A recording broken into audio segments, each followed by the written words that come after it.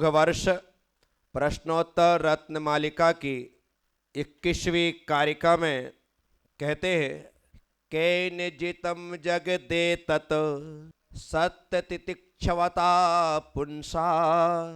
यहाँ पर प्रश्न आया है, हे भगवान, यह संसार किसके द्वारा जीता गया? तब भगवान ने कहा, सत्यवादी और क्षमावान पुरुष के द्वारा। पहली बात है सत्यवादी। भगवान के इसी कथन के अनुसार कहा गया सत्यमेव जयते, अंतिम विजय सत्य की ही है। सत्य को परेशान तो किया जा सकता है लेकिन पराजित नहीं। सत्य को दुखी तो किया जा सकता है लेकिन हराया नहीं जा सकता, क्योंकि सत्य सत्य है। एक सत्य को हराने के लिए सैकड़ों झूठ इकट्ठे होते और इकट्ठे होकर के अपनी झूठी दलीलें देते, लेकिन फिर भी वे एक सत्य को हरा नहीं सकते। उदाहरण की तौर पर हजारों लाखों जुगनू और दिए मिलकर, हजारों लाखों तारे और चांद नक्षत्र ग्रह आदि मिलकर यदि वे सूर्य को हराना चाहें तो असंभव है। इसीलिए सत्य के लिए सूर्य सत्य कहा है। सूर्य को किसी प्रकार से अपना परिचय देने की आवश्यकता नहीं पड़ती। झूठ को सारे हथकंडे अपनाने पड़ते, झूठ को सफाई देनी पड़ती। एक बात याद रखिए, साफ कपड़ा कभी धोबी घाट नहीं जाता। गंदे कपड़े ही धोबी घाट जाते हैं जहां उन्हें धोया जाता है। सफाई उन्हें देनी पड़ती है जो साफ नहीं होते।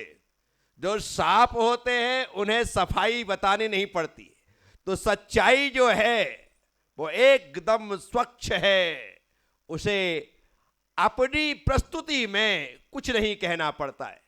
इसलिए तो किसी ने कहा है, सच्चाई छिप नहीं सकती बनावट के उसूलों से, कि खुशबू आ नहीं सकती कभी कागज की फूल।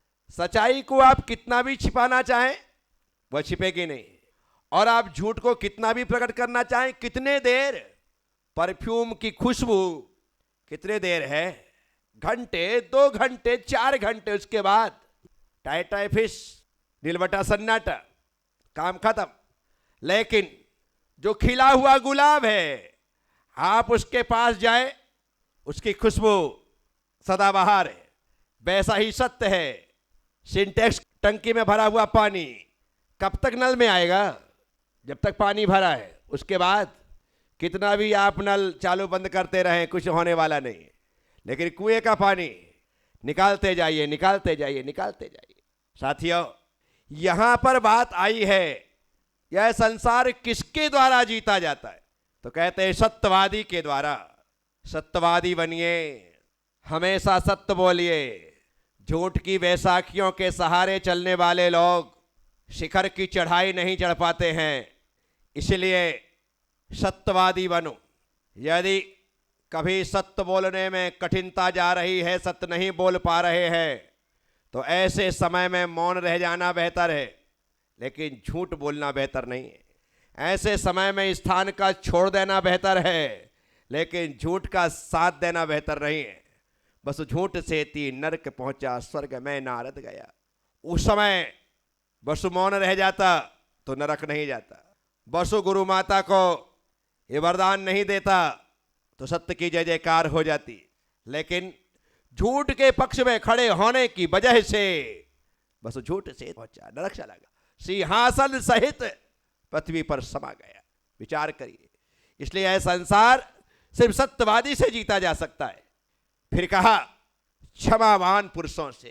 जो क्षमा करना जानते हैं वो सबको जीत लेते हैं।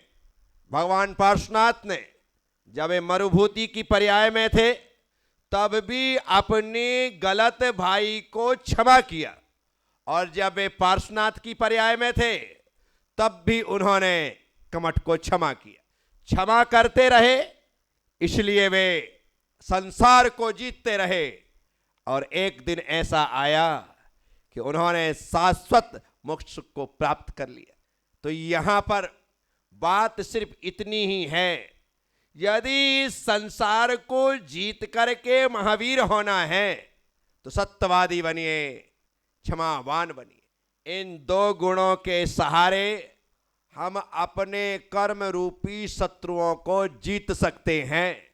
इन दो गुणों के सहारे हम वीर नहीं महावीर हो सकते हैं। इसीलिए साधुओं के पंच महाव्रतों में सत्य महाव्रत है, साधुओं के 10 धर्मों में उत्तम क्षमा धर्म है।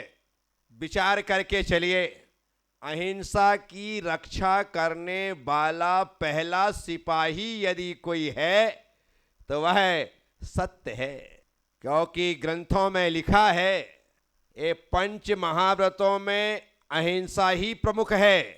4 व्रत उस अहिंसा व्रत के अंगरक्षक हैं, बॉडीगार्ड है, चारों तरफ चलते हुए इसकी रक्षा करते।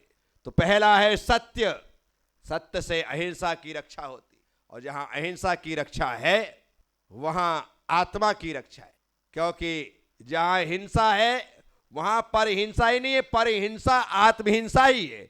इसलिए अहिंसा जो है वो आत्मरक्षा का सर्वश्रेष्ठ आयुध है। तो उस आत्मरक्षा के लिए अहिंसा व्रत को, तो बस बात समझने की है, और समझ इतनी ही होनी चाहिए कि संसार को जीतने की इच्छा है तो सत्यवादी बनो, क्षमावान बनो। गुस्सा तो करना नहीं, पहली बात, और जो अपने ऊपर गुस्सा करे उसे क्षमा करना दूसरी बात।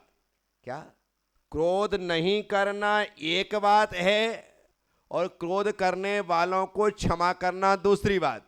मैं गुस्सा नहीं करता हूं तो ठीक है, मेरे भीतर क्रोध का मैंने विजय कर रखा है, लेकिन मैं क्षमा नहीं करता, क्रोध नहीं करता हूं। लेकिन जब वह क्रोध करने वालों को क्षमा कर दे, सुसागर मुनिराज के ऊपर बलि प्रहलाद मुचि बृहस्पति 4 मंत्रियों ने नंगी तलवार उठा दी, वो तो वन रक्षक देवता ने रक्षा कर ली, अन्यथा 2 टुकड़े हो जाते। लेकिन सुबह जब उपसर्ग दूर होता है तो मुनिराज कहते इन्हें माफ कर दो, इन्हें क्षमा कर दो।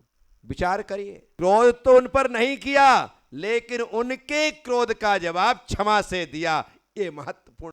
तो यहां पर इतना ही समझना है कि संसार को जीतने की इच्छा रखने वाले हम आप सब लोगों को सबसे पहले इन 2 का सहारा लेना है, जिनका नाम है सत्य और क्षमा। इसीलिए सत्य और क्षमा के रास्ते पर चलते हुए हम सब लोग उस सत्य को हासिल करें, सत्य को प्राप्त करें। तो इसीलिए जो लोग इनका अवलंबन ले लेते हैं, फिर उन्हें किसी दूसरे अवलंबन की आवश्यकता नहीं, या यूं कहें कि जिनके पास सत्य और क्षमा है वे ही स्वावलंबी होते, बाकी तो सभी परावलंबी हैं। तो हम यदि आत्मनिर्भर होना चाहते तो सत्यवादी बनिए, क्षमावान बनिए। निश्चित रूप से हम सब लोग आत्मनिर्भर होकर के परनिर्भरता छोड़ देंगे, और जो आत्मनिर्भर हो जाएगा फिर उसे किसी प्रकार से कोई रास्ते में बाधा बनेगी ही नहीं। जो आत्मनिर्भर नहीं है उसे ही तकलीफ होती। सम्मेद शिखर की यात्रा करते हैं ना, तो जो लोग डोली वालों के सहारे होते हैं, जहां डोली वाला रुक गया वहां उनका रुकना पड़ता है, जब वो उठाएगा तभी चलेंगे। पहली बात, जो लोग बिना त्याग के ऊपर जाते हैं तो जगह जगह पानी, जगह जगह चाय, जगह जगह नाश्ता, वो परावलंबी हो गए। उसके सहारे पता लगता है कि इतना खा पी लेते हैं कि चल ही नहीं पाते, इतने जगह बैठ जाते हैं कि रात उतरते हुए रात हो जाती है। क्या हुआ? परावलंबी हो गए। यदि त्याग करके चलते तो नीचे से आप 4-5 बजे निकले थे, किसी भी स्थिति में 11-12-1 बजे तक नीचे आ जाते। साधु संत जाते हैं पहाड़ पर वंदना के लिए, जो 5 बजे निकलते हैं 11 ज़्यादा से ज़्यादा 11:30 बजे तक नीचे। उसमें मैं खुद हूँ। बराबर तरीके से 5 बजे आचार्य विमल सागर जी महाराज की वंदना करके निकलता था, दर्शन करके निकलता था 5 बजे, और 11:30 बजे सीधे विमल समाधि पर वहाँ आकर के दर्शन, और सीधे जाकर के 11:40 पर आहार के लिए खड़े हो गए। ये सिस्टम था, पहाड़ पर जाना और इतने देर में वापस आ जाना, सब बंद। तो इसीलिए ये हमारे अपने ऊपर है कि हम स्वावलंबी बनना चाहते हैं या नहीं।